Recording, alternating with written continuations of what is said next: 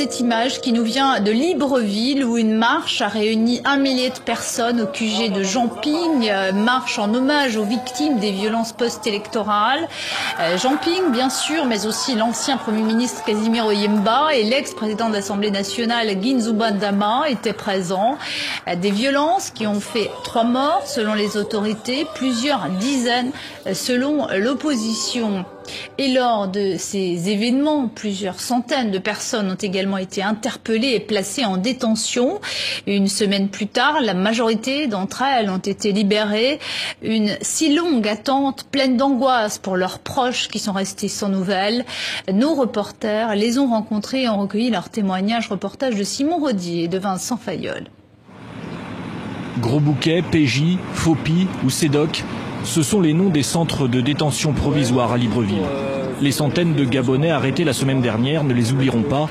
Retenus en secret pendant près d'une semaine, certains veulent parler maintenant. Nous avons été d'abord agressés physiquement et certains d'entre nous mitrailleusement.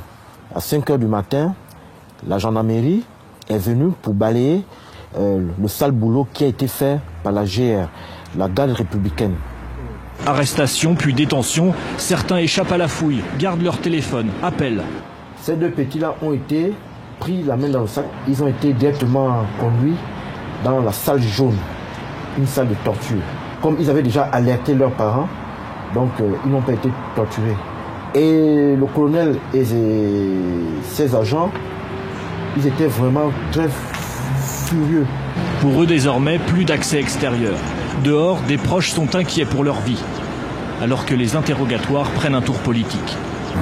Ils m'ont posé la question de savoir qui j'ai voté. Et après, il m'a posé la question de savoir qu'est-ce que je reprochais au président actuel. Il voulait emmener un peu la violence. Il commençait à me dire, il faut bien que tu parles, tu ne peux pas dire que tu n'as rien à dire. Si tu ne dis rien, tu vas rester là. Puis, après 6 jours, il est l'heure de passer devant le procureur. C'était comme un père qui voulait faire des remontrances à leur enfant. Ils nous ont pris la photo et ils nous ont fait savoir que désormais nous figurons dans le fichier du tribunal. Et que si, par malheur, on venait à être conduit au tribunal pour quelque motif que ce soit, automatiquement on devrait être incarcéré parce qu'on avait déjà été fiché. Pression psychologique, le traumatisme s'est installé. Je pense qu'ils peuvent revenir aussi, me prendre et puis me ramener. Comme ils savent qu'on a vécu des choses, on a vu beaucoup de choses, donc du coup ils peuvent revenir nous prendre. Je ne suis plus stable, je dors un peu partout. J'arrive plus à rester chez moi. C'est un peu ça. 7 à 800 personnes ont été retenues dans la capitale. Le gouvernement a annoncé avoir vidé tous les lieux de détention, mais la peur, elle, ne s'est pas échappée.